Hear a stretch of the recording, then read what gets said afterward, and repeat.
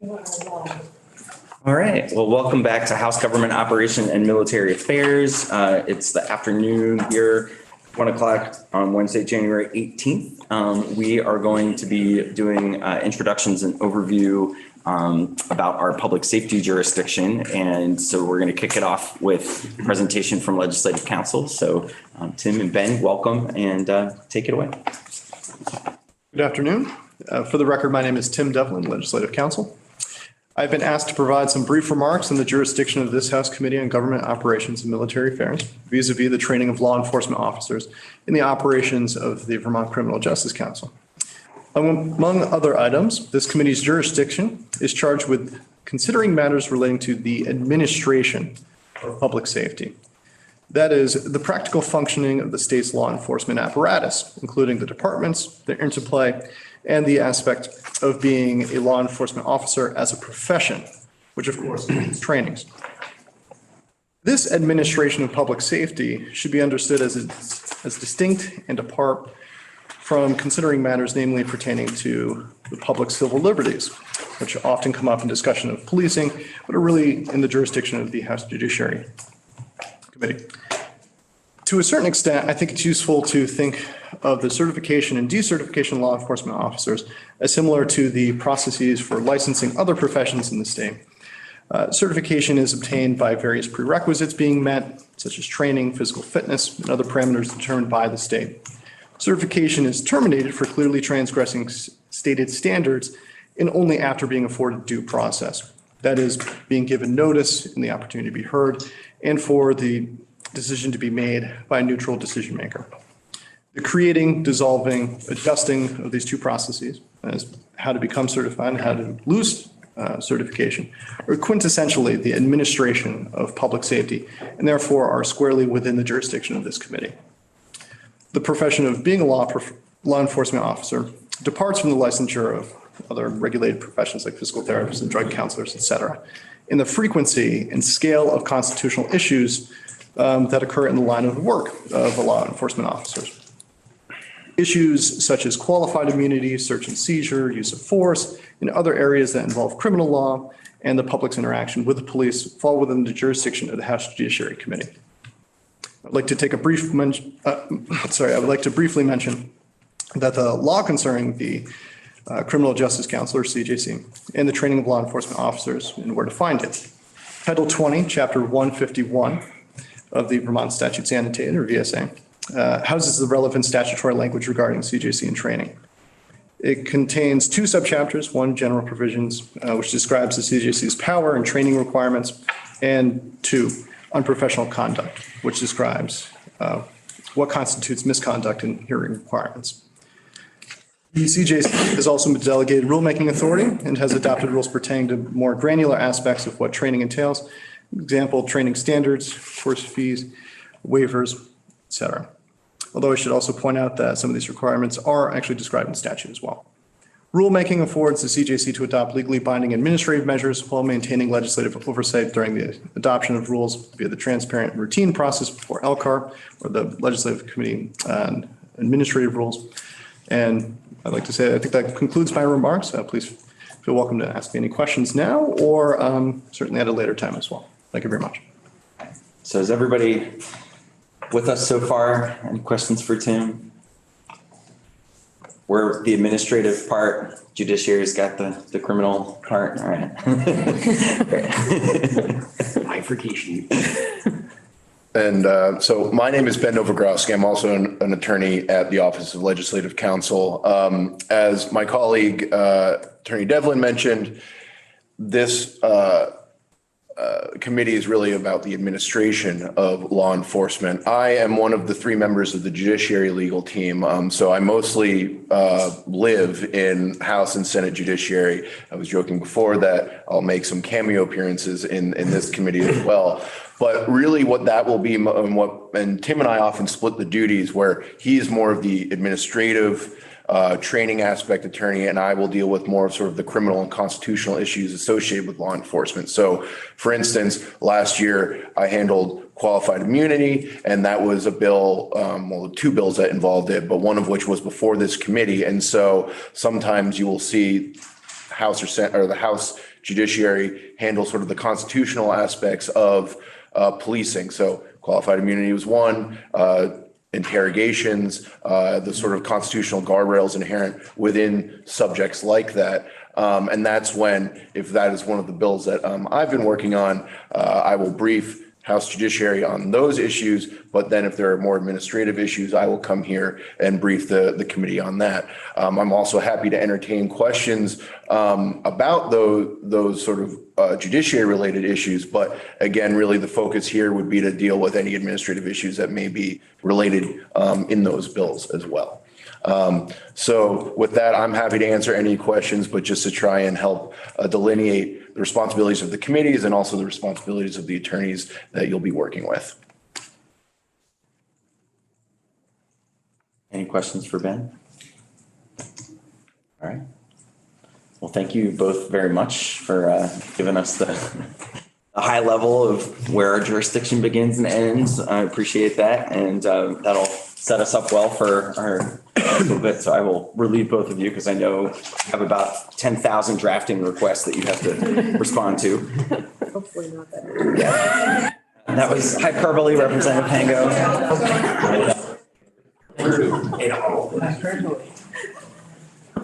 Great. Now that you've had that, I want to welcome Commissioner Morrison, from the Department of Public Safety, to give us an introduction and overview, and really appreciate you bringing your team here and spending this time with us to bring us up to speed on what's going on in public safety. The whole team, it would be overwhelming, but I did bring a couple of my superstars. My deputy, for the record, I'm Jennifer Morrison. I'm the Commissioner of Public Safety. And my deputy commissioners with me, Dan Batesy and Major Kevin Lane from the Vermont State Police as well. And we are going to be followed on by our colleagues at the Criminal Justice Council, and I will let them do their own introductions. So there's a handout that we gave you that has a cover page that says Department of Public Safety Overview. I thought that I would do a quick run through of what lives in the Department of Public Safety so that you understand the different silos, or I guess not silos, but the different sections within the department. And then we'll move on to a second PowerPoint that is about the Vermont law enforcement landscape, talks a little bit about accountability measures, discipline, and then we wrap up with the topic of regional dispatch and the status of regional dispatch. So on the first page, you'll see a kind of messy org chart, but it shows you the zoomed out photo image of the Department of Public Safety. As I mentioned, I have a deputy commissioner. The Internal Affairs Division of the Vermont State Police answers directly to the commissioner's office to take out any conflict of interest. Of course, we have some support staff. We have our general counsel and associate counsel, and we have received more than half of public records requests for the entire state enterprise. So we deal with a lot of public records requests. And then I'll just run through the next few slides as we go through the different divisions. It'll show on paper that we have 6 divisions. That is more of a budgeting construct, as you'll see when we get to one of them. The largest division in the Department of Public Safety is, of course, the Vermont State Police, led by Colonel Matthew Birmingham. It is broken into 3 divisions: the Field Force Division, the Criminal Division, and the Support Services Division. Obviously, there's a lot of detail in each of those divisions, but this is just trying to provide a really high-level overview, and I'm happy to take questions, or Major Lane can answer questions as well. This is the one that lumps 2 distinct functions together for budgeting purposes. It's called the Criminal Justice Services Division. It is the Vermont Crime Information Center, which deals with fingerprint-supported background checks, maintenance of criminal histories and record checks, the sex offender registry, ensuring that the data that we submit to the feds on crime data is accurate, auditing data from local agencies, a whole host of functions. And it has nothing to do with the radio technology services that is lumped in there with it. But our Radio Technology Services Division handles statewide communications infrastructure for all state law enforcement assets, as well as for the Agency of Transportation. So the snowplows talk to each other and their base station over the infrastructure that we maintain. We also have some other discrete functions that they maintain inside that unit. And the telephone system also within the Department of Public Safety is maintained specifically by our radio technology shop. I see what you did here. You turned the fire slide red. Like you're sharp, Dan Bates. The Division of Fire Safety is led by Director Michael DeRocher. He spends a bit of time in some of these committees, so some of you might know him. He's a long tenured member of DPS. And lots of things live in the Division of Fire Safety that might be surprising, like inspecting elevators. Plumbing and electrical licensing, lots of building code stuff. There's numerous trades represented in there. Our hazmat team and our urban search and rescue teams, which includes our Swiftwater rescue team. The Fire Academy in Pittsford is also within that division. So staffing that, doing all the programming and training all of Vermont's volunteer firefighters are in that unit. The Fire Investigation Unit, and we also have a specific unit for public education and outreach. So we included some of the areas that might intersect with your work under the subject matters, but really, if anything seems to touch one of our divisions, just call us up and we'll let you know if it's something we can assist with. We also are home to the Vermont Forensic Lab under the direction of Dr. Tricia Conti. Sections there include chemistry, which is drug testing and other things that you might imagine would fall in the chemistry division.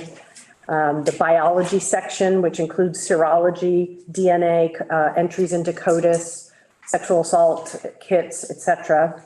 The toxicology unit, the physical comparison unit, that's everything from photography and fingerprints to tool marks, impressions, firearms, ballistics, etc.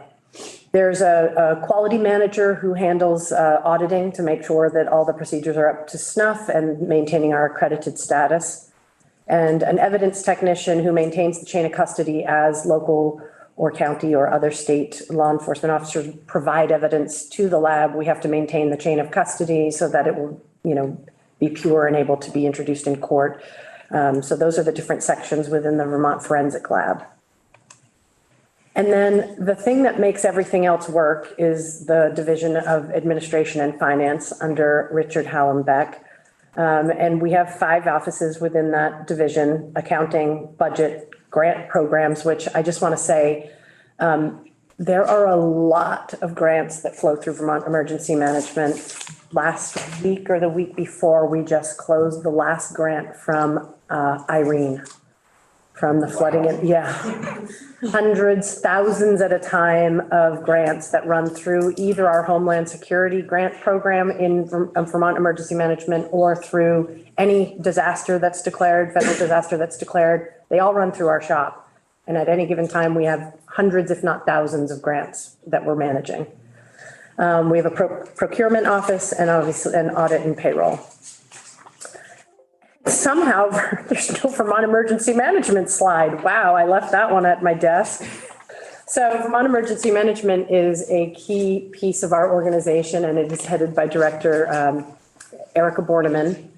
She has come up through the ranks in Vermont Emergency Management and is super knowledgeable. She is one of those true subject matter experts that we're so lucky to have at DPS. So VEM handles more than just when an emergency happens. There's planning functions, and there are regional planners that work with local regional emergency planning groups to make sure everybody's prepared and they have plans. They do exercising and training and drills. They do mitigation. We do mitigation work such as floodplain buyouts and all kinds of mitigation work to try and prevent known risk factors from impacting Vermonters. And then, of course, we operate the State Emergency Operations Center in a time of an emergency, and we coordinate the response to emergencies and then the aftermath of emergencies and getting things back to status quo, which of course includes a lot of the grant work and tracking of finances and things that we spoke of. So Vermont Emergency Management is our 7th division, 6 according to this slide deck. Do you have any questions about any of our divisions? It is a lot of stuff. I still learn things that we do and I'm like, oh, we do that? Okay. So there's definitely a lot. And the other slide deck that I wanted to share with you, I have to make sure I have the right one. I think this is the law enforcement overview. So that's up on our committee page. Yeah. Okay, is it going to be, it's up on your community page. Do you guys have it in front of you? Because Yeah, it's our practice to all use our devices. that's the one. And I just want to say that I had it when I left the office. 42 pages. Yeah, it's pretty long. I don't intend to dwell on it, but I'm going to. Obviously, there's a cover page. If there's, why don't we make this deal? I'm gonna, no, I have it. Thank you, sir. If we stumble into an area that you say, wow, that's interesting and I'd like to know more, we can talk a little bit about it. But we put this together for your colleagues at House Judiciary to sort of give an overview of the status of like, what are the different types of police agencies? How are they, how are they held accountable and things like that. And then we added a few slides on regional dispatch to bring it to you guys. So it's a little bit more of a resource than a conversation piece, but the sections that we covered were the scope of authority and the definition of a law enforcement officer and providing the statutory citation for that on slide number 3. And then we asked the question, because some people ask, like, who can exercise law enforcement powers? And the answer to that is that any level 1, 2, or 3 certified officer can exercise certain law enforcement powers. And we broke that down on slide number 5 into some examples of the scope of authority of a level 1 certified officer, as opposed to a level 2 certified officer, as opposed to a level 3 certified officer. And then we broke down some slides on the structure of Vermont law enforcement, and it's not surprisingly similar to a lot of government entities. It's local, county, and state entities that comprise the Vermont law enforcement landscape. We took each of these and broke them out onto an individual slide. So you'll see under the local law enforcement slide on number 8, we have constables, and we broke down how they were created, whether they're elected or appointed, some examples of their authority or duties, what jurisdiction they have, and whether or not certification is required. Constables, I think I'm just gonna leave in the parking lot because I'm not a real pro on them, but you can see that they have a very different scope of authority than municipal law enforcement officers. Municipal, county, and state law enforcement officers are somewhat unique in Vermont in that we all have statewide authority. Your authority does not end at the edge of your town or even at the edge of your county. We are all trained in one academy, and we have the same certification scope and jurisdiction. Commissioner, I just wanted to pause to underscore what you just said, because I think it's really important for anybody who's new to this on the committee. We have one academy in the state of Vermont. Every single law enforcement officer, whether they work for any of these jurisdictions that you have in the slides, are certified one place, trained in one place. Correct. One creepy old sanatorium. No shade on you, Chris, but that's a scary place. Local law enforcement continued. There's 56 law enforcement agencies in Vermont. In the absence of 24-hour coverage, the Vermont State Police provides primary policing coverage. Agencies frequently receive assistance through mutual aid agreements or other interstate or interagency agreements. And we dropped a note in here that when you have issues that touch this area, key voices in the local law enforcement conversation include the League of Cities and Towns and the Vermont Association of Chiefs of Police. County law enforcement, there's really just the sheriff, the office of the sheriff. I know that your colleagues in judiciary were showing a lot of interest in the office of the sheriff. There are 14, there's one for every county. They are a constitutional construct. They are elected every 4 years, and some of their authority and duties is outlined in statute. But I can tell you that the different sheriff's departments look very different one to the each across the state. There are some that really only serve civil process, transport prisoners, and conduct the stuff that's mentioned specifically in statute as being in the purview of the sheriff. And there are other sheriff's departments that provide full service policing. They're the primary law enforcement. For instance, in my county, in Grand Isle County, the sheriff, augmented by the Vermont State Police, provide all the traffic, traffic enforcement, criminal investigations, all the stuff you would expect from a local police agency. So it varies widely county to county to county about exactly what responsibilities a sheriff's office takes on. A sheriff is not required to be a law enforcement officer, and you could have an administrative sheriff. If they are a sworn law enforcement officer but are not level 3 certified, their salary is reduced by 10% per statute. And key voices, if you have questions about the sheriffs, is the state's attorneys and sheriffs association, and also the Vermont Sheriff's Association. Representative Chase. Does this apply for sheriff and deputy as well? In terms of they are, a sheriff's deputy serves at the pleasure of the sheriff. They are all appointed. And so they do not actually have the benefit of structured discipline processes or collective bargaining agreements or anything like that. So it's a little bit different. And there's a slide further on about how discipline is approached by these different entities. And deputies aren't required to be certified either? Yes, in order to exercise law enforcement authority, they would have to be certified. So yes, a deputy sheriff would have to be, but the actual sheriff does not have to be. It would be odd, but it could be done, I think. So I will just say, as a matter of table setting for the committee, that I intend for us to take some more testimony on the role of sheriffs, the history of sheriffs, what our powers are to deal with some of the issues that have come up. I know in different regions of the state, everything's great with their sheriff. In other corners of the state, there are some challenges. So that's a true statement. So we will definitely be asking some folks to come in, including the commissioner, to talk a little bit more in detail about sheriffs specifically in the future. Yes, Representative Hooper.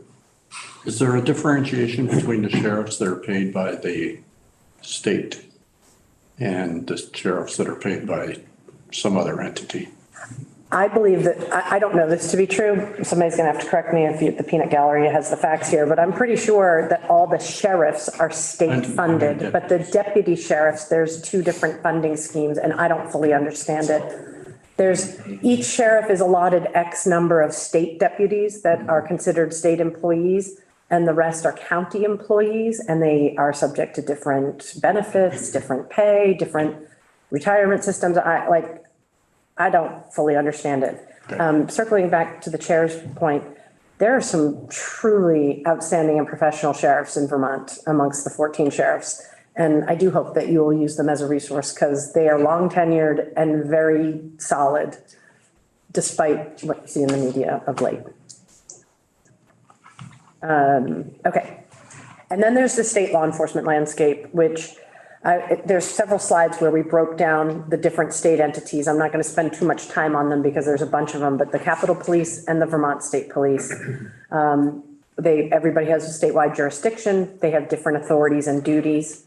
Likewise, we have our colleagues across the state enterprise, including the UVM Police Services, the National Guard Provost Marshal Office.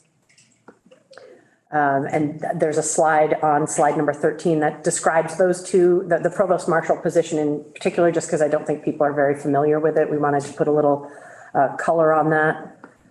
The Attorney General's office has investigators. We certainly have our colleagues at the Board of Medical Practice has their own investigators who are sworn law enforcement officers.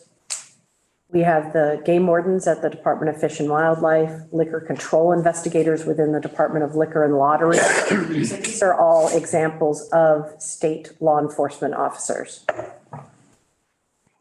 Motor vehicle inspectors also, who are broken down into the uniform division and the investigative division. I think that was my question. Okay. TMV police, is that? Yeah, so they're called motor vehicle inspectors, and they're either assigned to the uniform division or to the investigative division, which the investigators do like inspections for compliance and investigating fraudulent inspection stickers or license plates or counterfeit things, whereas the commercial motor vehicle division, which are the uniformed officers, are out in the fully marked rigs on the highway.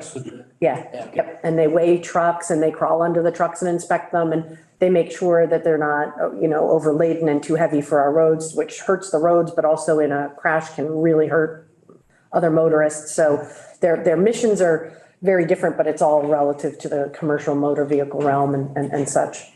So. Representative Chase. For the inspectors, you mentioned counterfeit, does that include like counterfeit brake pads and other like material goods or just like paperwork? No, I don't know the answer. You'd have to ask DMV. I've never heard of that. However, I am definitely not a subject matter expert on the Department of Motor Vehicles. So I served a couple of terms on House Transportation, and we could have somebody from DMV come in and answer DMV specific questions if you'd like. This kind of gets to maybe you would like to clarify, Commissioner, that you're describing all the different law enforcement agencies, but I'm only the boss of the state. You're only the boss of the state police, right? So municipalities are the boss, the sheriff's are the boss of those folks, the DMV is the rest, so that's the. Yes, I am responsible for the division of the Vermont State Police, and all our other state law enforcement assets fall somewhere else. As I said, under the Department of Liquor and Lottery or the Attorney General's office, et cetera. And then the municipal agencies, as we'll see about oversight and accountability coming up, they have a different mechanism than what the state entities do. So we threw in a quick timeline of enforcement on law enforcement reforms, how we've progressed in the last 10 years. We decided to take a 10-year look back. And I won't spend too much time here because I don't think this is what you're after from our testimony, but in 2014, you can see that we introduced tiered certification levels for police officers. I showed you that slide a few slides back. And there were also policies enacted on eyewitness ID, fair and impartial policing, roadside stop data collection, and guidelines on custodial interrogation. In 2016, there was further legislation that limited the use of drones and license plate readers by law enforcement, and it established a body-worn camera policy. In 2017, the Vermont Criminal Justice Council's disciplinary authority was expanded, and it established categories of unprofessional conduct, and it mandated internal affairs programs at agencies. We can spend a lot of time talking about that. This is all housed under the commonly named Act 56, which was a pretty significant jump ahead in terms of codifying the authority that the council has over law enforcement certification and building structures and systems to do that work. Also with the Act 56 also regulated hiring practices. In 2019, further legislation was passed that criminalized sexual exploitation of anyone in custody. It established a statewide mandatory fair and impartial policing policy, and it exempted law enforcement officers from employee privacy protections. In 2020, there's a lot that went down in 2020. Interestingly, in January of 2020, pre-COVID and the spring and summer of unrest, the Department of Public Safety issued a modernization plan, and it's been on our website virtually untouched through COVID, laying out a vision for where we wanted Vermont law enforcement to go. In August of 2020, Governor Scott issued Executive Order 3-20 that required several things, including a hook, shall we say, that all police agencies in the state had to adopt the forthcoming statewide use of force policy, or else they would not be able to access state training resources, i.e. the police academy. So the law did not make adoption of the policy mandatory, but the executive order did even before the work on the policy was finished. So that's how this all comes together. In 2020, there was legislation passed that made prohibited restraints unlawful, and it created a duty to intervene on behalf of law enforcement officers if they saw somebody using a prohibited restraint. And also in 2020, It renamed the Vermont Criminal Justice Training Council to the Vermont Criminal Justice Council and expanded the membership to 24, I believe. But these guys, I don't want to get ahead and take their thunder. So 2020 also saw further requirements regarding hiring practices. It required adherence to the council's model body camera policy. In 2020, a moratorium on facial recognition technology used by law enforcement was enacted. The statewide use of force law and subsequent policy were adopted. And again, it tied grant funding and access to training to compliance with the statewide use of force policy. So 2020 was a big, big year for law enforcement accountability and reform. In 2021, there was just a few, I would say, fine-tuning pieces of that, where the use of force law was amended to change the word prohibited restraint to a chokehold for clarity. And so we offer those slides to lay out the fact that there's been a lot of progress in terms of enhancing officer accountability and oversight and ability to pull certification on officers who aren't with the program. But some of these have not necessarily been given time to fully breathe and determine it, how well they're doing. And we can talk about that if we find some time. But the slide that I'm looking at right now, number 22, shows that there are laws, but laws inevitably lead to policy. And then, of course, there's process and procedure. And the law on use of force was built. It was a lot of work here with your colleagues in the legislature. And that law led to a statewide policy that we engaged with multiple stakeholders over many months to hear voices from all different perspectives. And a particularly large piece of that was Appendix D, which is, there are multiple appendices, as you can imagine. Appendix D is specific to guidelines when an officer encounters someone experiencing mental impairment. And that was, of course, a large piece of that prompted this legislation to be kicked into play in the first place. We had an extensive stakeholder engagement process around that appendix, and I think that you will find that has proven to be a very key piece of the legislation and subsequent policy. We then put together a multidisciplinary team from the police academy, state police, various use of force instructors from local agencies, mental health experts, and we took that multidisciplinary team on the road to deliver policy to every sworn law enforcement officer that we could find. And we also put together online resources to be able to access the training, not in person, remotely. So hiring practices is part of some of the reforms that have come about. The current status is that a law enforcement officer is required to sign a written waiver authorizing the current agency that they work for to disclose a written analysis of that person's performance, or if currently unemployed, to disclose the reason that the applicant is no longer employed by the agency. And if you refuse to sign that waiver, then you can't be hired by the receiving agency. So that was a significant change. It also, I want to say, required a receiving police chief or sheriff, required them to ask the sending agency, what's the status of this? How is your person doing? What's their disciplinary record, et cetera. So that was a step forward in reform. I'm going to skip a little bit over the council because I think they're going to probably cover their own stuff here about what they do, where their authority is derived. And again, they're probably going to talk a little bit about the statutory framework around Act 56, the categories of unprofessional conduct. Am I okay? What constitutes a valid versus an invalid investigation for the purpose of the statute? And what happens when the chief executive officer of an agency is the one accused of unprofessional conduct, and the council has certain authority when it's the CEO who's the accused.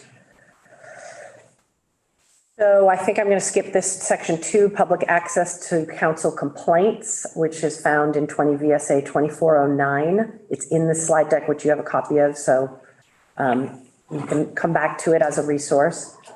That leads me to a section we built on law enforcement discipline. Of note, the Vermont State Police discipline is derived in statute. It is laid out in statute. That does not apply to any other law enforcement agency in the state. It is just the Vermont State Police that have a legislative framework around their disciplinary process. Also of note, state police officers are mandated reporters of internal misconduct. And over the last 3 years, over 75% of all our internal affairs complaints were generated by a member of the organization.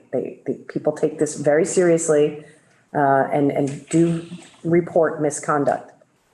The commissioner is ably assisted by the State Police Advisory Commission, which is a civilian entity that advises and counsels me in carrying out the responsibilities for management, supervision, discipline, and control of the Vermont State Police.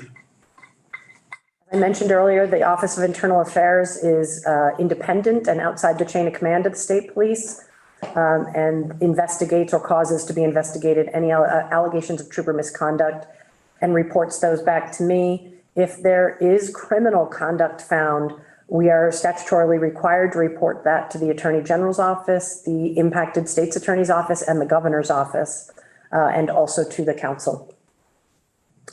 When you get into the county and municipal landscape, obviously, if it's the CEO who's accused, those complaints should be referred to the Criminal Justice Council.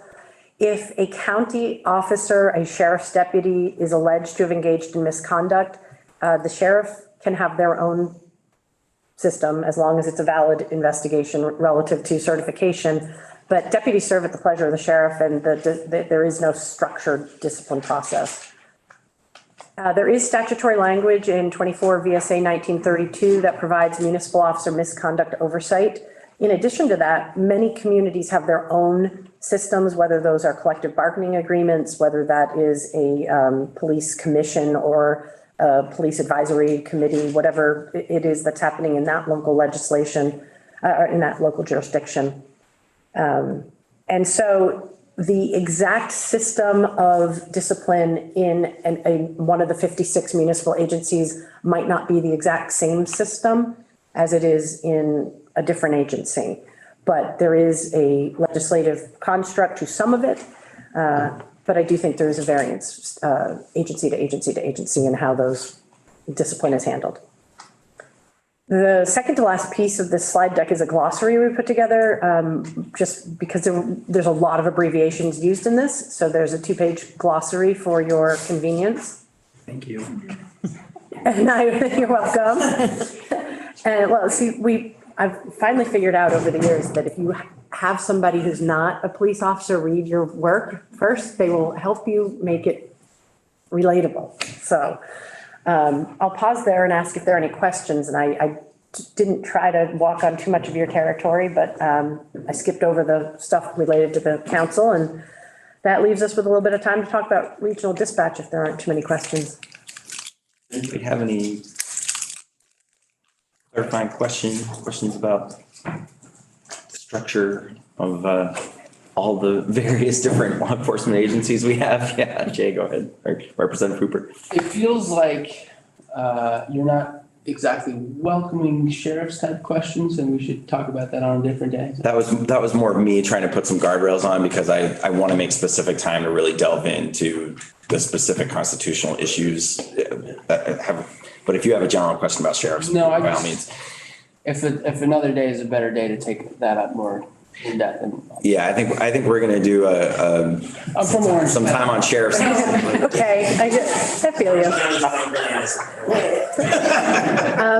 So let me say this. I was a police chief in 2 municipal agencies. I did the bulk of my career at the Burlington Police Department in a municipal agency. And I've worked in state government now for 2 years. So I have some experience in municipal and state law enforcement construct, or specifically the Vermont State Police construct. But I don't really have any firsthand knowledge of the sheriff's office of the sheriff other than the statutory construct and what I know about the sheriffs that I have worked closely with over the years. So I don't want to get ahead of myself. So offline then. How about it? Talk to the sheriffs. Other questions? You want me to go ahead into regional dispatch? The one thing one question that did come up before we move on, it was So we have 56 law enforcement agencies in Vermont. Municipal Law enforcement agencies, plus all of the state and county. Sheriffs. How do we compare to other states in terms of the number of law enforcement agencies we have per capita? I don't know the answer to that. We could certainly try to find out. There's over 18,000 police agencies in the United States. So 18,000 is a lot. I think we're at 56 plus 14 is 70 plus the state entities. I think so we're close to 78, 79 agencies in Vermont. Leave that there. Regional dispatch. So regional dispatch, for those of you who have not been around for the last, I know how many years because it's 1 year older than me, 55 years, regional dispatch has been studied repeatedly, over and over, with almost every study leading to the same conclusion that Vermont would benefit from a regionally dispersed dispatch scheme for Vermont emergency responders. So police, fire, EMS. There is certainly an element of the 911 call taking that is interwoven with that, although the 911 board is currently separate but intertwined with dispatching. And about 3 years ago, my predecessor, Mike Sherling, charted a course for regional dispatching to address multiple problems. One of them being that the two state PSAPs, the public safety answering points, are dispatching for over 100 entities all combined, and the complexity of work inside those centers is way too high. And we hear that constantly in exit interviews from people leaving the centers, that it's too much, there's too many entities. That is obviously not the most compelling reason. The most compelling reason that we need to shift to a regional dispatching system is to improve the quality of dispatching, the consistency of dispatching, to be able to put dispatch centers in an area where you can draw workforce. Right now, with our two centers being in just two areas as opposed to more, we've deprived ourselves of potential workforce in other parts of the state. We have many small dispatch centers that only dispatch for themselves, and there is certainly an economy of scale to be had.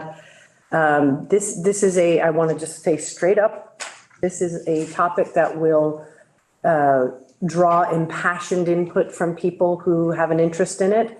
We welcome the input.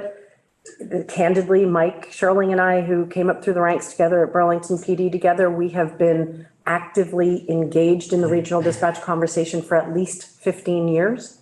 In my time as a police chief in Colchester, I was actively engaged in the very beginning of the Chittenden County Public Safety Authority. There are many, many ways to deliver dispatching services, and that is reflected in the current situation in Vermont. We have the two state-run PSAPs. We also have standalone agencies like the Burlington Police Department who dispatch for themselves, and many others who do just that. We have the Lamoille County Sheriffs who dispatch for a dozen or more entities, and they have a certain way of doing business there, and they charge people the way they see fit to charge people, as does the St. Albans City Dispatch Center that also dispatches for 30 or more entities. They have their own governance structure. They charge the way they see fit to charge, as does Shelburne PD, which is these are all de facto regional dispatch centers that exist today. That's part of the landscape. The path that we charted 3 years ago was to try to come up with funding to create a more resilient infrastructure that doesn't rely as heavily on our two PSAPs, by finding funding and providing technical consultation to places, regions in the state, or entities or organizations that want to take on regional dispatch and get there.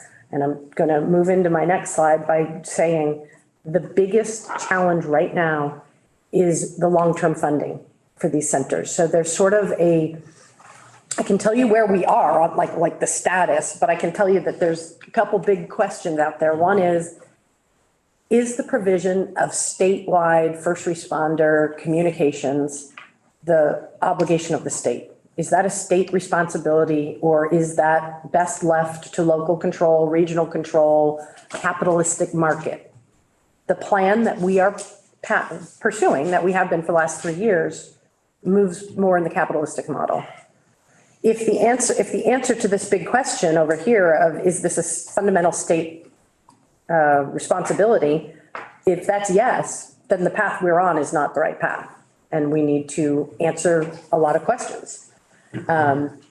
One of the other compelling reasons why we moved forward with a regional dispatch scheme is that over the years, over the decades, many agencies are not paying the agencies that we dispatch for out of our PSAP. So we have lots of local entities, whether they're police, fire, or EMS. Many pay, they get billed and pay, and many don't pay and haven't paid ever. And so they have no incentive to want to go to another place where they would have to pay, of course, and there's tremendous inequity in the system. So that's sort of the high level overview of, there's sort of two roads, two paths. The path that we are on is a more resilient infrastructure that is not state owned. It is not state managed, but it is state supported. If there is a different vision that is ultimately the right direction, then we have some work to do. But against that backdrop, H740, the big bill last year, provided 11 million in appropriation for the Department of Public Safety to subgrant to regional dispatch entities. And it was initial 6.5 million was released, subject to presenting a plan to the Joint Fiscal Committee, which we did. And we asked for only a small portion of that. We asked, which we'll get to.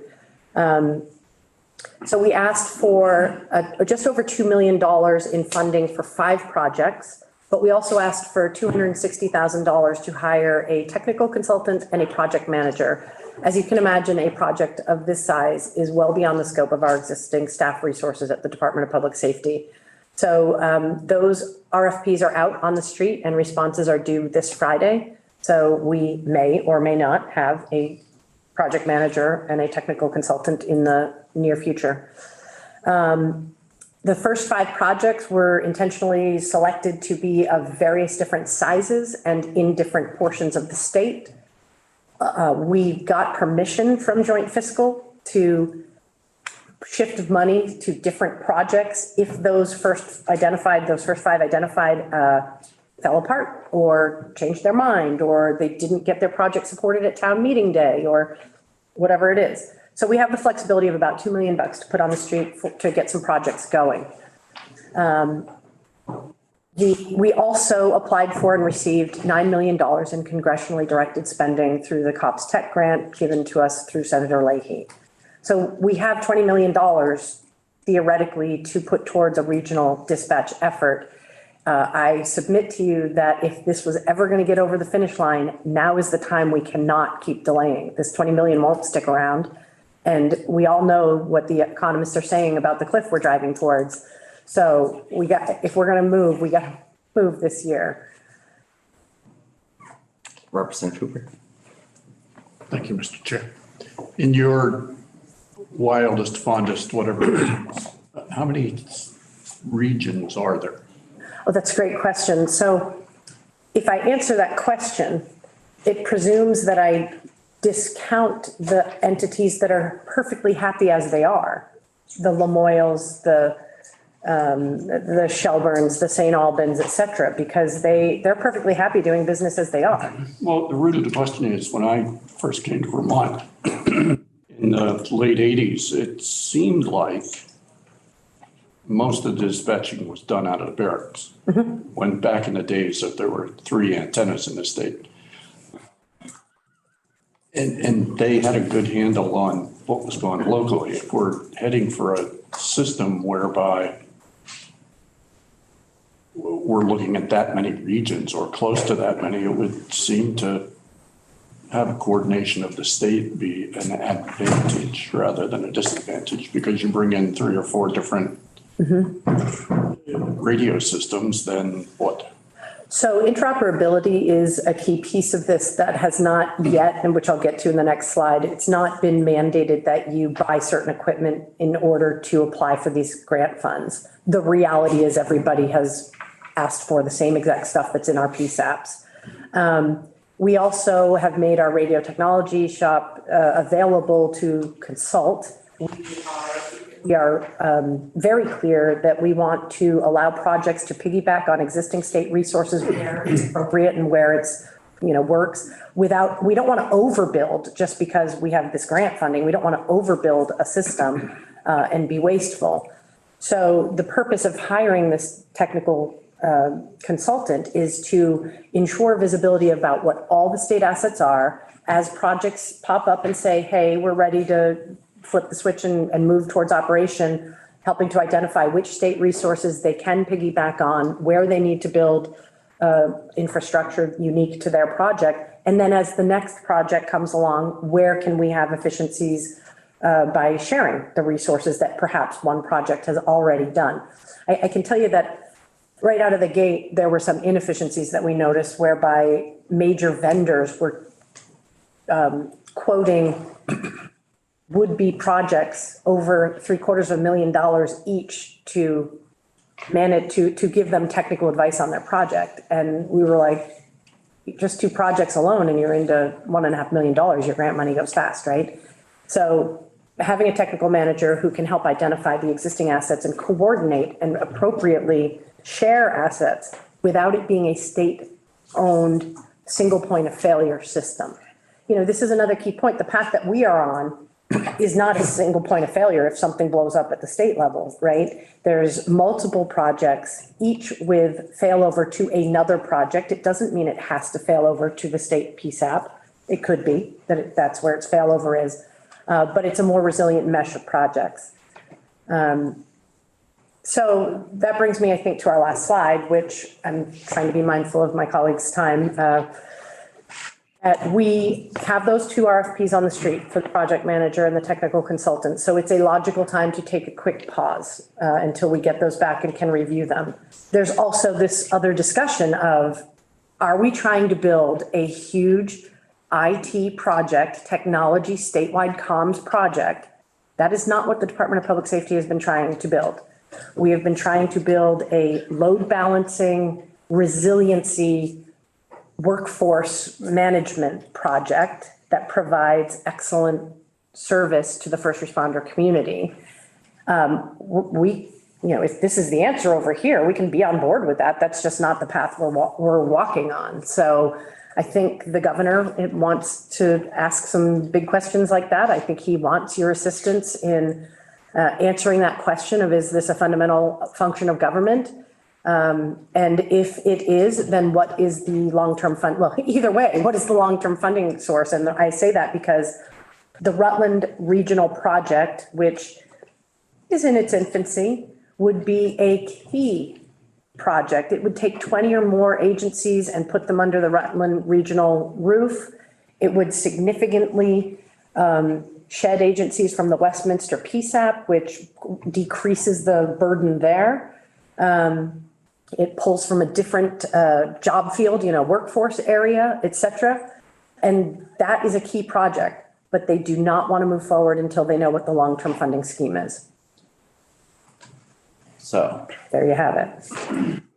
I want to make some space for questions. I also want to make it clear to the committee and everybody who's here that there are essentially 2 big parking lot conversations that we will be continuing that we've heard Commissioner Morrison just give us a little bit of a touch on. Talked a little bit about sheriffs, definitely going to talk about that more. Regional dispatch, full disclosure, I've served a couple terms on the city council in St. Albans. I know all about our trials and tribulations and some big wins that we've had with expanding our service and getting economies of scale. There are some regions of the state that are currently, all they've got is the state PSAP for dispatch. And that's not a long-term solution. It's something we've heard for years now. And I think we tried to lay the table for there to be some progress. But the big question I have for you to maybe cap off this regional dispatch introduction today is the equity or lack thereof of who's paying. Because right now we have some towns that are trying to create economies of scale on their own in their region, like St. Albans. Mm-hmm. But then we also have communities that don't have a lot of tax base that are essentially getting the service of dispatch for free, right? So there's that whole spectrum. So We this have a is, spreadsheet, we know who they are. But it's, it's one of the drivers of why we need to get this right and figure out the long-term funding so that this inequity doesn't exist. And, also as we work towards equity in the system, the ability for communities or regions to identify what works for them and what is the right level of service for them, I think is very important, rather than the state telling them what level of service there will be. And I say that just briefly to mention that, our PSAPs have had to stop answering business calls for the local PDs that they dispatch for because we can't handle the call volume. But obviously that's a really important thing. If you're a community level police department, you want somebody to answer the phone or, at 6 p.m. when the officers have gone home. And so the level of service, the amount of information they'll populate into incidents for you. Again, capitalistic system, you get a little bit of an a la carte, and given technology, you don't have to be contiguous to a town to get your dispatching service from them. So that's what we envision, but there's a lot of considerations about equity that are not just related to who pays for what. Representative Chase. Clarification, the towns that aren't paying, are they being billed and not paying, or are they not being billed? Because those are two different things. Do you know? We don't think they're getting billed. And Well, we might have tried to bill them and gotten a lot of pushback. I'd have to go back in the historical file. I think that sounds more like what I recall. Representative. Oh, sorry, go ahead. for the bigger conversation later, I'd like to hear about national and international best practices, like how do other states and how do other countries and stuff like that do it. But that's Very good. an awful lot to dig into here. We'll be doing a just dispatch. We'll have people from a couple of the different providers come in. That's definitely on my parking lot for the next week or so. So we will definitely put a flag in those and get those questions answered. Representative. So I'm sure you're familiar with my area up in Newport Derby area. They're pretty shy up there in regards to a previous administration that shut down the Derby piece. Right. And, was supposed to save $1 million and move everything to Williston. And so they're pretty sheepish right now as to what the state's trying to do. And again, a lot of my towns don't pay anything. They have started to, they're coordinating now with Newport Police for their dispatch. But again, it is an added cost to my towns. Not only that, but as you're probably familiar as well, there's a lot of problems with EMS now too, and a lot of major increases for towns through no fault of their own. So again, we're going to have to walk softly here and make sure that folks understand what's trying to be done and how it's going to be a benefit to them. I think they're definitely, I'm sure we've probably all heard from our police chiefs or fire chiefs or whatever it is. My particular one is the fire chief. And gives me example after example of how it's not working. Yes. So I hope we can solve this problem long term.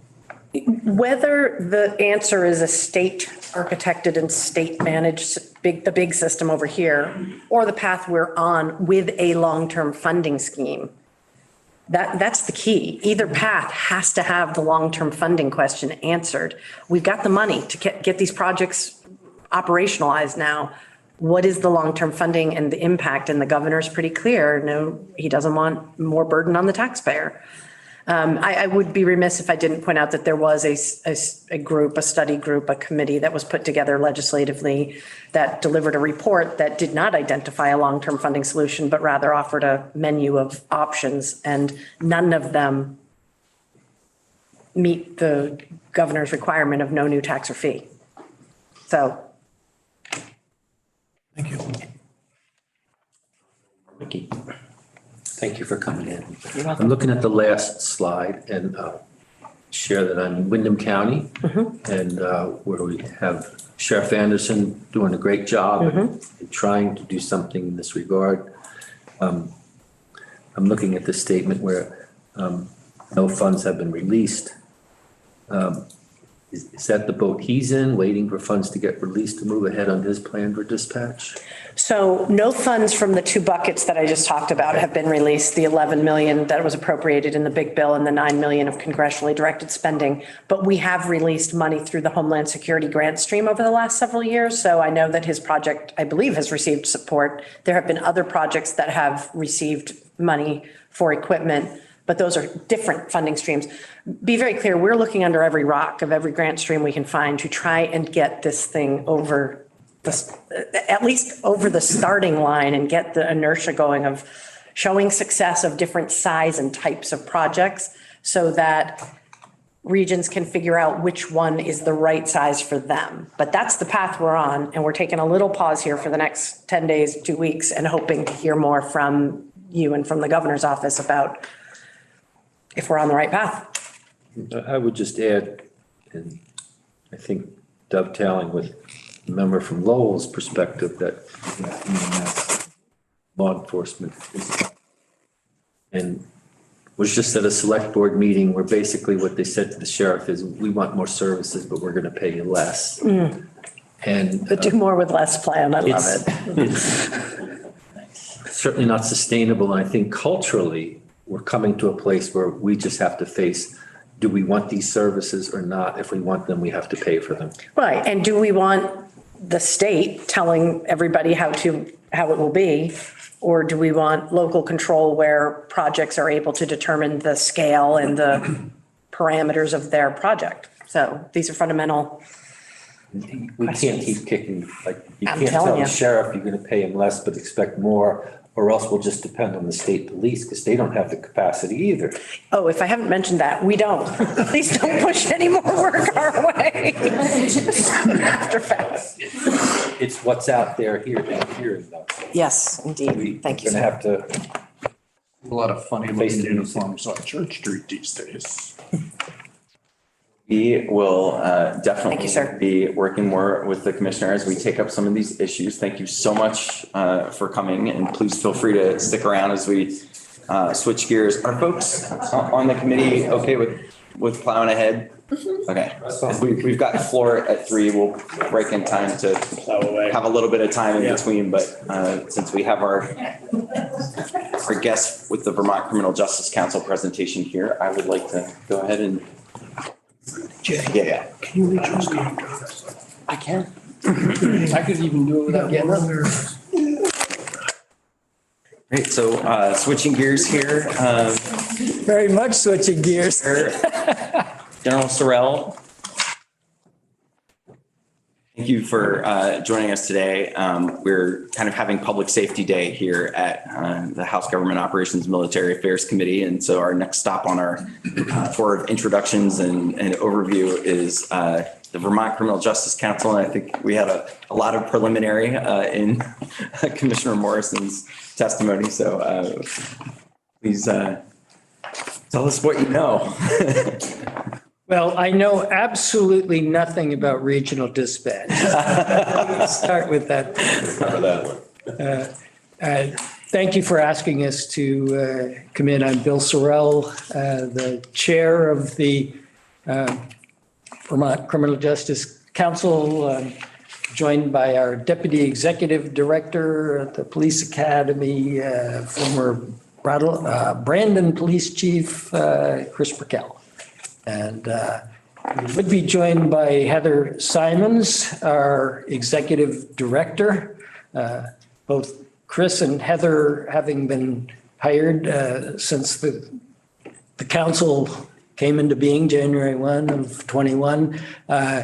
Unfortunately, Heather contacted COVID and has unfortunately had some significant long COVID issues. So she's been out of work for a number of weeks, but the good news is that she's responding and will be back in the saddle as the executive director, and I think the only female executive director of a police academy in the country. And was already said that Vermont's really unique in having single police academy. I think Ohio has 40 separate training academies for state and local police departments in Ohio. So we are the neck of the funnel, and that not only presents challenges, but it presents great opportunities for us to be the control of training for all of Vermont law enforcement. We didn't put together a fancy slideshow because the full academy staff is a total of 13. The council has no paid members other than those who are like the Attorney General and the Commissioner of Public Safety, who are on by virtue of their position. But we did put together a briefing sheet that I believe was circulated to you. I'll use that as a bit of a template to kind of give an overview of the council and the academy's operations, and Chris will knows much more about Act 56, professional regulation of state and local law enforcement. And he'll also is here to talk about some substantive issues outside the budget arena that he might be coming to you with for proposals for you to consider for substantive legislative changes.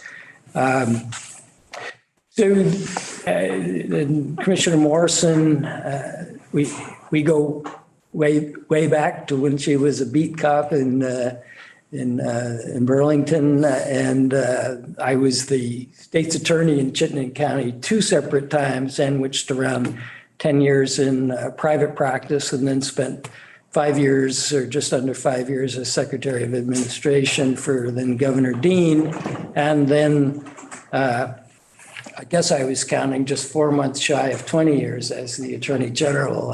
Initially, I was appointed and then ran in my own right nine terms and chose not to run for reelection in 2016. Was very much enjoying life, but on the same day in the fall of 2020 happened, and I'm sure it was a coincidence, got a phone call from then Commissioner Sherling and Governor's Legal Counsel Jay Persing Johnson, both of them asking me on behalf of the governor if I would consider taking over the chair of this newly created position, the Vermont Criminal Justice Council. As Commissioner Morrison said, the council is a successor to the old Criminal Justice Training Council, which I was on as Attorney General. Largely police-dominated council, and I believe the legislature in 2020 came out of the Senate side. I believe the number was S-124.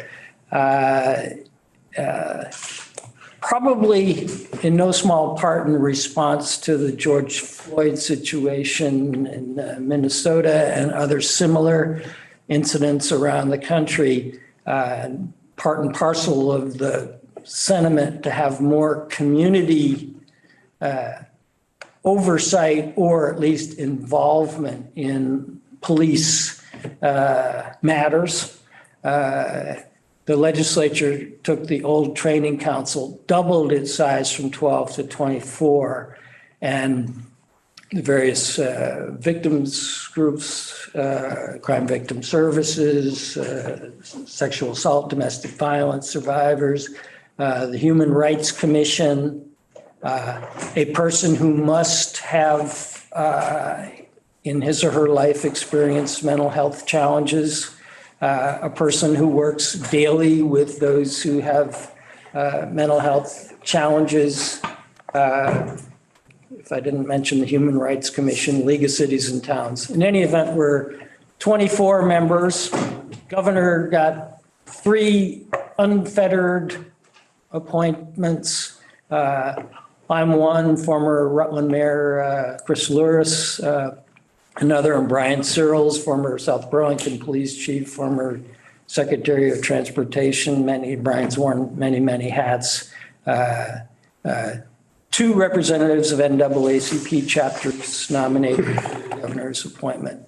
A little unwieldy at 24, but a group of very talented and dedicated people who I've really bought into. I think what the legislature's trying to do is to have us take a 21st century look at the training of law enforcement, everything from the basic academy to the ongoing training of experienced officers, and to make sure that we are holding law enforcement accountable in terms of their certification status, the Act 56 issues when a police officer is the subject of a complaint of professional misconduct. And Chris will talk about our professional misconduct committee, one of 18 committees or subcommittees or working groups within the council, everything from professional regulation, fair and impartial policing, use of force issues, training and advisory committee. I could go on and on. Bottom line is the council is responsible for everything from the qualifications to be able to be admitted to the basic academy, right up through the curriculum and certification of law enforcement officers in the state. I'm joined as the chair with two co-vice chairs, Kevin Lane, the commissioner's representative on the council, as one of the co-vice chairs, and Susanna Davis, the state's racial equity director, as the other co-vice chair.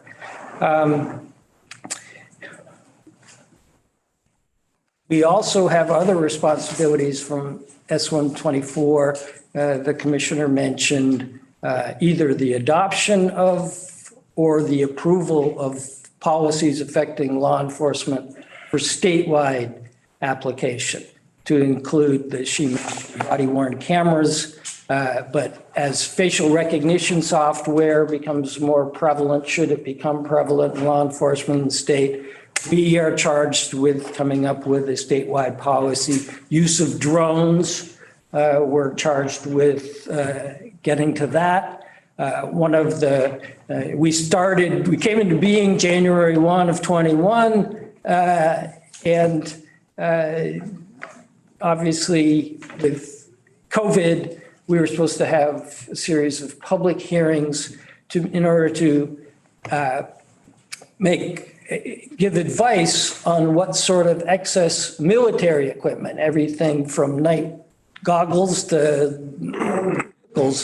Vermont law enforcement may accept from the federal government. All admitted, there are a number of things that we have yet to get to, and we have not conducted any of those public hearings in order to get community sentiment, in order to make those recommendations. I think it's fair to say, and we have made some changes in the curriculum, the entrance exam, some of the phys ed prerequisites to be qualified, to be trained. But I think there's very strong sentiment on the council for us to take an A to Z look at our full training curriculum, making sure with the entrance tests that we are weeding out, we're reinforcing the types of folks we want to be in law enforcement in the state. We're weeding out as best we can from testing those who by personality or whatever, maybe we don't want to have as Vermont law enforcement. I think this is part and parcel of the movement in law enforcement from being primarily warriors going to war against the community to essentially social workers who carry and are well-trained in the responsible use of firearms when called upon for the use of such force. And nationally, part and parcel perhaps of the George Floyd situation, in other cases, the numbers of those looking to come into law enforcement are down, and consequently there are a number of vacancies in law enforcement, not just unique to Vermont, but around the country. And so we want to sort of move this battleship of the candidates that we attract to be trained law enforcement officers, and then through state-of-the-art enlightened training curriculum, turn out officers that are prepared to be the kinds of law enforcement officers that Vermonters want going forward. So a huge priority for on the part of the council was to be able to take a look holistically at the curriculum and not do it in a piecemeal fashion. So a top priority request that we made to the administration for funding in the FY24 budget was the first of a 3-year, the funding of a first of a 3-year project with a national law enforcement training organization to take the look at that curriculum in the first year, sampling the sentiments of Vermont law enforcement and others, but arguably a revised curriculum together during the second year and then test that in the third year. And I don't want to get ahead of the governor's budget address, but let's just say that we have grounds for being optimistic that and some measure of confidence that unless things change between now and Friday or whatever is the day of the address, that our 3-year project using federal monies, not recurring funds, $1.4 million for this look at the curriculum, revision of the curriculum, and a total benefit would be if we go through that to be able to be accredited nationally. We think that the funding is going to be there. We are very hopeful the legislature will go along with the governor's recommend on that. And then just another matter on budget issues. We had as a priority that there are any number of resource needs. We're just too small to be doing the kind, we rely on volunteers from individual police departments around the state for much of our instruction at the academy. We need more resources.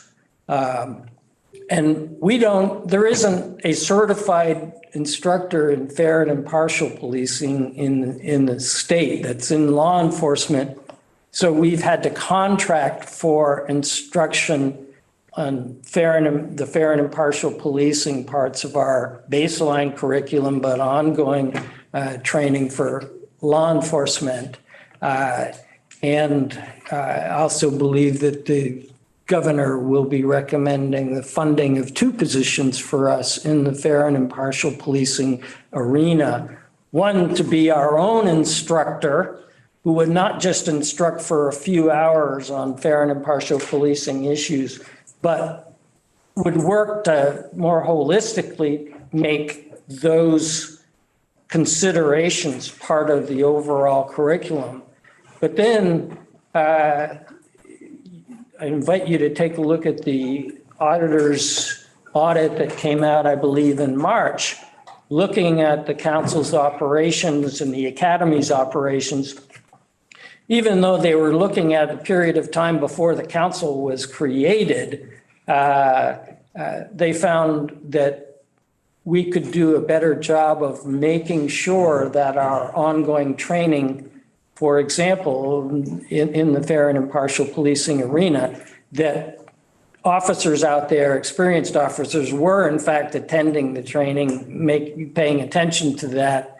So we had a bunch of sort of dotting of I's and crossing of T's that the auditor said, listen, they don't have the resources to do it, but they should be doing it. And so this second position that the governor is suggesting be funded for our ongoing operation would be someone who has the expertise to look at data, particularly traffic stop data in the fair and impartial policing arena, make that data understandable. Right now, we have to contract out for that, and to make the information available online and otherwise so that Vermonters understand what we're seeing. And we'll turn it over to Chris momentarily, but just a heads up that in sometime by early March, the National Police Institute, which has been analyzing the traffic stop data for calendar year 2021, is going to come out with a report. We've had some tentative look at what we expect to see, but it'll come out publicly probably in late February. And there'll be some good news in analyzing the data, but fair to say significant need for improvement of the reporting of traffic stop data in a user-friendly fashion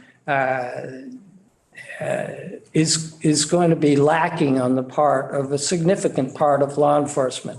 I do want to say, and it's not just because Kevin, Major Ryan is here, state police score very well in that respect, and they should be proud. But could you just, I want to make sure that before I go to Representative Hooper, that the committee understands. So we require the reporting of data at every single traffic stop, and it is the officer, the law enforcement officer making the stop is supposed to record data. And you're saying that the actual recording of that data is lacking? Well, all I know is that the data was not reported in sufficient clarity and volume as is required.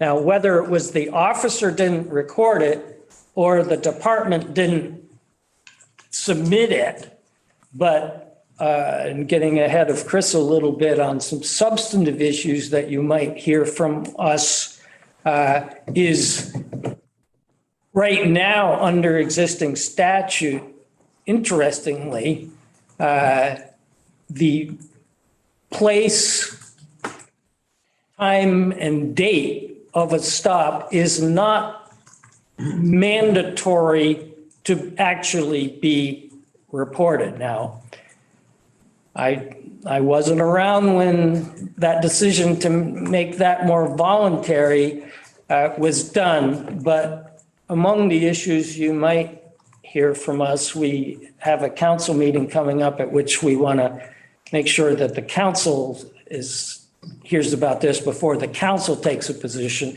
But let's just say that there are some in the leadership of the council that think that it would make sense to ask the legislature to make the date, time, and location of a stop mandatory reporting so that 2 a.m. on a remote stretch of some highway as opposed to 2 p.m. on the interstate, those are two different situations. And the person or persons stopped sometimes have different experiences depending on things like that.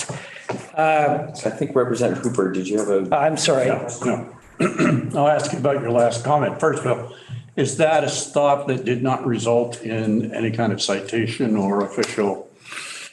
Because every ticket that I've ever got has boom, boom, boom on it. It's, again, I've gotten a briefing, but if a ticket was given, then a ticket issued, I'm not sure whether the fact of the ticket, which does have typically the location on it, is what's in the data that gets reported to us. I just don't know the answer to that. Yeah. One of the things we were, I think, trying to get at was these random, you look funny, I'm going to stop you thing. And that's what I'm saying, that if I think it's more likely than not, if a ticket is issued, that we get the information, at least it's recorded somewhere, whether it gets to us as part of the race traffic stop data. I don't know the answer to that. So the other question, the original question I had before you raised another one, we talked a little bit about person power for field force. And a lot of the conversation that I have with people in Chittenden County and centers around, you go to the academy, you pack your bag and you go and you stay there for basically a whole 16 week. weeks, except for weekends, but yeah.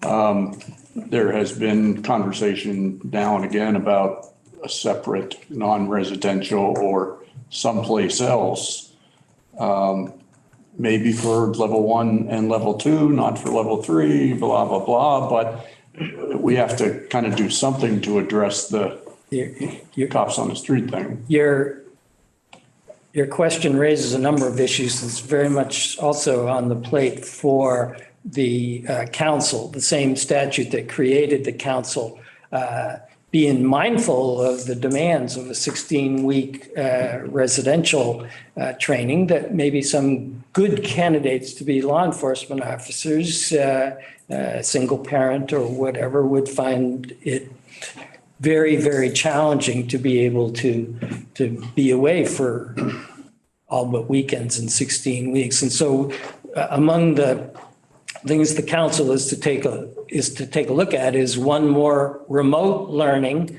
but also our basic academy is, I think, something like 850 hours roughly, whereas the national average for a basic academy is somewhere in the 650 hour range.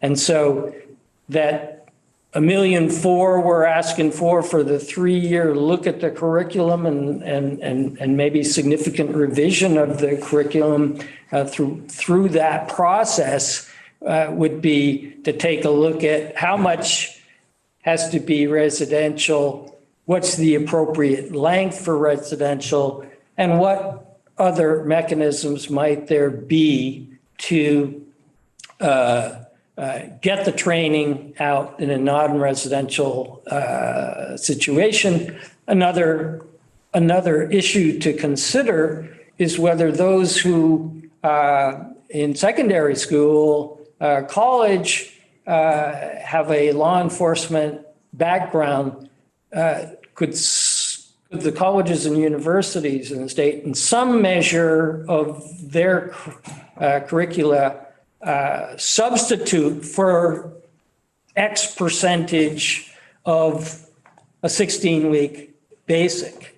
And so when I say that there's sentiment to get an A to Z look at the curriculum, I'm also talking about the charge to us in S-124 to consider other means than just straight through a 16-week basic for everyone to be fully certified as Vermont law enforcement officer. I'm sure there were other things I wanted to say, but I want to get to the boss here to tell us about Act 56 and issues and some substantive legal issues you might be hearing from us. We have not because we haven't fully as a council made a decision of what pieces of substantive pieces of legislation to try to bring to you. We haven't sought sponsors or anything. We'll get to that once we know what we're going to be sponsoring and whether we could talk about a committee bill or individuals to maybe sponsor something that is a priority for us. I want to say that my email and phone are open to you, Mr. Chair, and to Executive Director Simons when she's feeling up to it. So please don't hesitate to reach out on legislative priorities as they get approved. Our drafting deadline for individual bills to request those is the end of the month, but We'll be ahead of that. yeah, committee bills, we could move later than that. So we do have some flexibility, and Right. I am interested in helping you achieve Thank you much. the best certification and oversight work that we can do. And to the extent that the appropriations committees, and I know in the past, they've sometimes asked Gov.Ops whether you have any priorities, particularly that they should consider. I'm hopeful that various of our budget requests would make sense to you as individuals and as a committee, and that you'd be supportive to the appropriations committees to, well, following the governor's recommendation or what we expect to be would be a big step in the right direction. And while we're on that, before we move to some of the Act 56 testimony, are there any specific requests related to the Budget Adjustment Act that's across the hall that are more time pressing? I didn't think there were any from Criminal Justice Council. There might be some shifting of money, but it's not new money as I understand it. And it's all, our focus is all on FY 24. Thank you. Yeah. Turn it over to my esteemed colleague. Why, thank you. So for the record, I'm Christopher Burkell, the Deputy Director at the Vermont Criminal Justice Council. I've been there just over a year, about a week in addition to a year. And I'm going to kind of go reverse order here a little bit since we left off with one of the most talked about topics, which is alternate methods of training and what that looks like. And so part of our consideration is before we are what typically happens is we're mandated to do things before we're prepared to do it or resourced to do it. And so one of the things that we put into this budget ask, as Sheriff Sorrell identified, was this big ask for a real curriculum review and rewrite if necessary. So that is done. What we're looking to do is work through IADLIS, which is the International Association of Directors of Law Enforcement Standards and Training. They're nationwide. They look at training. They make it defensible. They make sure that it's viewed through a lens of equity, through fair and impartial policies, and how it affects each state individually. And so when we look at alternate methods of certification, aside from what we do at the academy, what does that look like? Can we offer a portion of that online? What's legitimate online training for law enforcement officers? What can you take online that really has substance to it? And what is just something that you say that you're taking online because it's a mandated course that you have to take? In addition to that, are there parts of certification that could be someone comes to the academy for a period of time, goes back out into the field and does some FTO, works with their agency, gets used to what actually putting those practices into application look like, and then come back to us. These are the things that we want to be able to determine by going through IADLIS to make sure that we're not putting the cart before the horse and saying, this is what we should do for training without knowing what that legitimate training should consist of and whether we're following best practice and whether or not what we do is legitimized through the eyes of an international association that actually does this for every agency nationwide that wants to do it. And it's nice to come back with something that's defensible and that you can argue, and that every topic that you're teaching to has learning objectives and measurables. So those are all important to us before we start deciding what those paths are, but we recognize that these are already within statute and things that we have to work towards. Going back to race data for a minute, I want to just speak a little bit to the report that will be coming out from MPI, which is the National Police Institute. As you know, we've been collecting data since 2016. They have taken a look at the data from 2016 to 2020, the last reported data that they could look at. They have looked at prior reviews of the data. And what we're getting is preliminary reports that seeing some of the same things that have been brought up in other reports already. So they found that so far we've had missing data on age and whether contraband has been located in some of the traffic stops. So those are things that they're currently actually beginning this week, going back to those agencies that have missing data to try to clear up that data. Because to their point, whatever data that they supplied to us in this report has got to be as accurate as possible. Otherwise, what is it worth moving forward? And how do we make recommendations based on that data if it's not as accurate as possible? Speaking to the issue of stop date and time and location not being mandatory requirements, in some of the preliminary data that I'm seeing from MPI, in 27% of the data that they're looking at, it doesn't have the stop date or time. And in 32%, it doesn't list the location. That doesn't mean that that information isn't being collected. It just means that it wasn't mandated to be reported. So when this law became effective and it was pushed out to agencies, agencies really didn't get a directive on here's what you should be reporting for data that will make it more better to be analyzed. And here's what you should be reporting and how you report it to the council. We were just the repository of this information and then required to post it.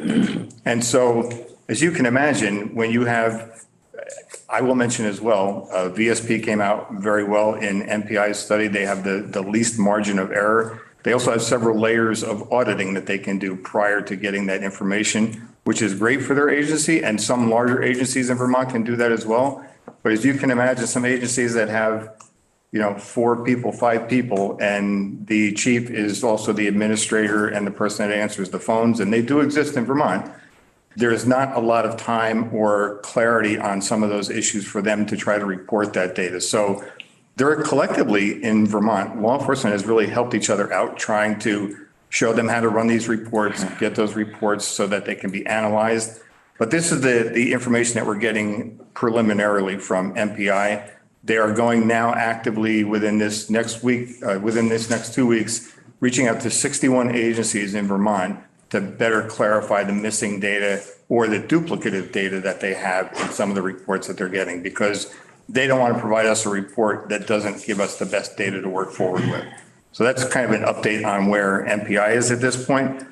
And then jumping to Act 56, and I'm just mindful of the time as well.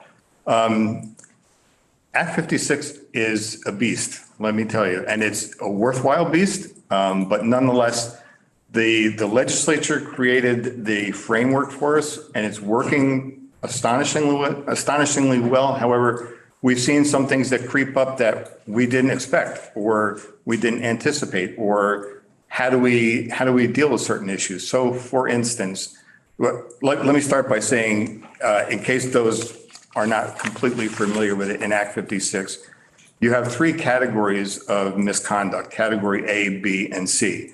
And Category A is felonies that are committed, crimes that are committed on duty by law enforcement, and a list of crimes that are committed off duty. They all fall within Category A. Category B is gross professional misconduct on duty or under the authority of an agency.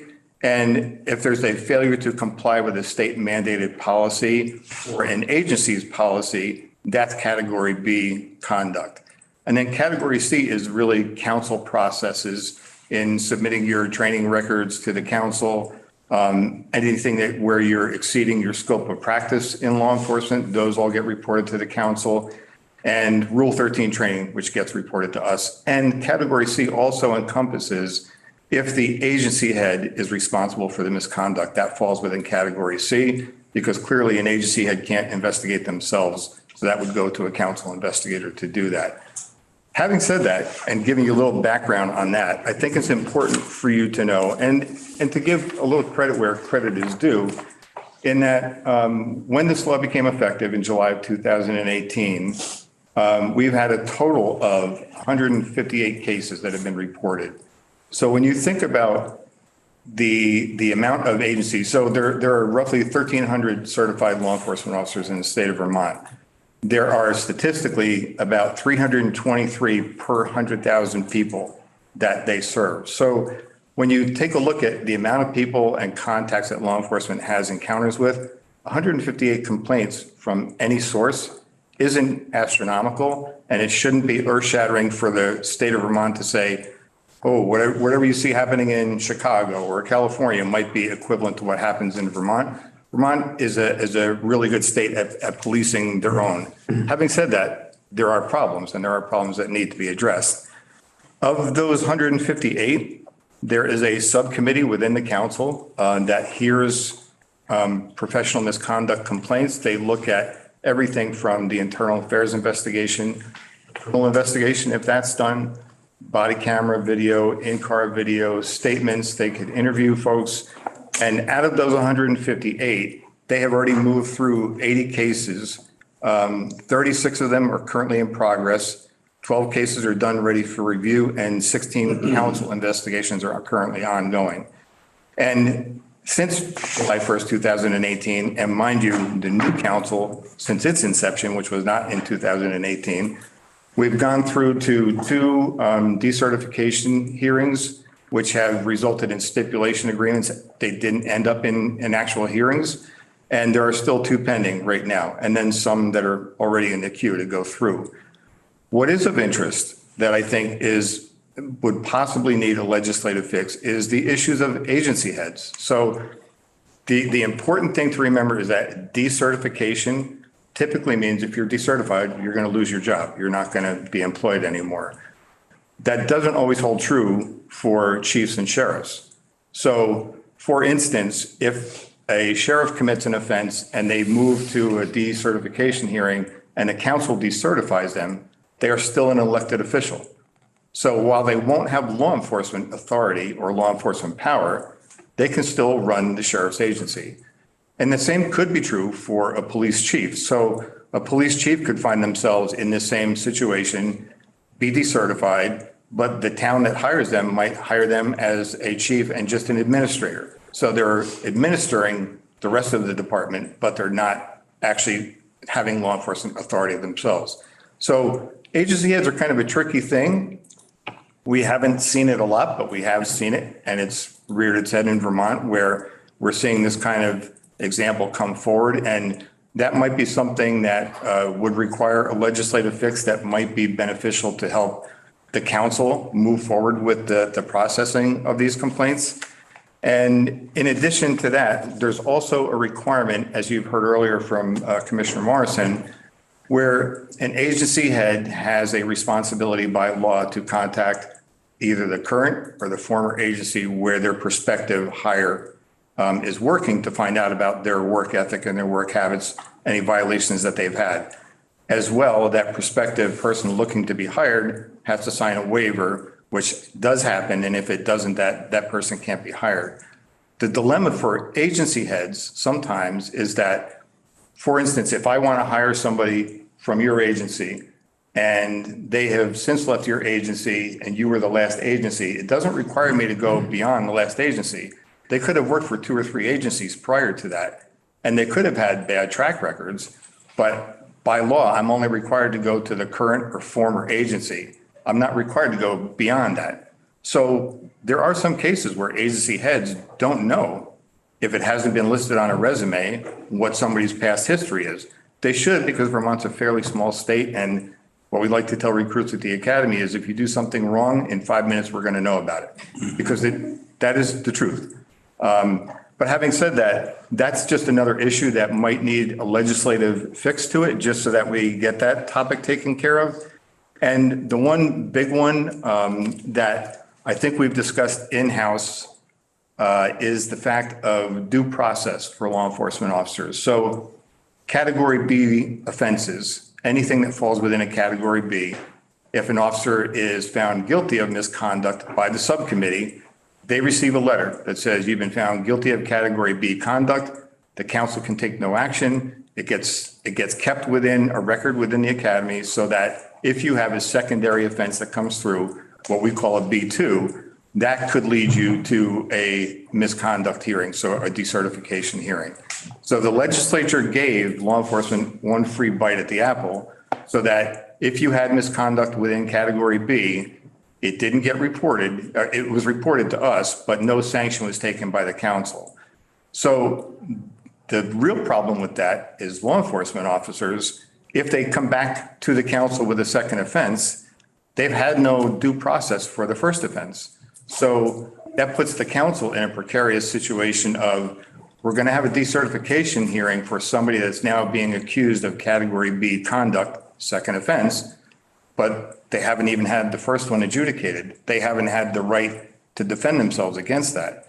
So we're putting the council in the situation of now defending two claims potentially at a hearing. And if the first one is found by the council not to have had the substance that they wanted, that now takes the category B2 and drops it to a B1. So there's no decertification process that can take place. Now, I know that sounds a little bit confusing. I'm trying to put it in minimalistic terms, but because of the fact that law enforcement has a bite at the apple for the first offense, they also don't have within the structure of the statute the ability to fight it or contest it to the council. So the subcommittee, in the meantime, has taken the action of, if they're going to send a B1 letter to somebody finding them in violation of misconduct, they're going to give them a period of 10 days to respond to them and provide any additional evidence or testimony that they may want to, that they think the subcommittee may not have reviewed, so that the subcommittee has full impact and can hear from the officer if they choose to do that. Not a requirement, but it gives them the option. So you'll be asking us to take that up as a potential legislative change in the process? I think you'll find that we will likely ask you, as well as you'll hear that from law enforcement as well. And give the committee just a bit of an description of the range of conduct that can constitute a category B offense. I mean, there's some stuff in there that's very serious. And the fact that that you get one bite of the apple under the current statute for some conduct that So would part of the potential consideration be that some of that category B we might want to move it into classifying as category C? or A. Or, sorry, excuse me. Yeah. A is the, Yeah, you I went in the wrong. might want to take a look at the range of the category B conduct and take another view as whether one bite of the apple is severe enough that there's a possibility of an impact on your certification status. Where does the issue that we have with our sheriff-elect in Franklin County, who's now currently being criminally charged with an assault, lie? That's confidential if it were to have been reported, so we wouldn't be able to discuss that. Right. I'm not allowed to know either as chair because I need to oversee an appeal to the full council. So I don't know the names of anybody that's in the thing. In the case that you're talking about on TV, I don't know whether the charge is a felony or a misdemeanor, and that. So I'm not sure. So in the hypothetical case of an officer who's been charged with a felony, would that trigger the one bite at the apple? No, that would be an A. That would be a category Even if A. there's not a conviction, as I understand it. That would be a category A offense actionable by the council on the first. And if that's a sheriff, though, even if they're decertified, even if it goes all the way through the process and they're decertified, they can still hold that office. If the committee decides to wade into that, because sheriffs are constitutional officers, some good lawyer should be asked to take a look at whether it's constitutional to put certain standards for holding a constitutional office. This committee will be hearing that, as will the House Judiciary Committee, and maybe even together at the same time. So we'll put a pin in that for next time, because we're a few minutes away from the floor, but we got a couple more minutes before we have to break. So if there are a couple of quick questions, and then we'll definitely be hearing from you all more on some of these issues, and I'm looking forward to hearing some of the legislation that you feel like you'll need us to help you with. Representative Hooper. Other than the high bailiff, are sheriffs impeachable? Well, I believe so. It's the only way to this is not I would say that is a great question. I don't know that Chair Sorrell is the right person for that. We will have some folks in to bring us up to speed on. I've done no research, but for other high offices, typically impeachment is the avenue, if an avenue is available. I believe the clerk of the House and other folks on Legislative Council have delved into that quite a bit. There are memos. We will be hearing more about that next week or the following week. If there's a legal opinion that comes out, I'd appreciate seeing a copy.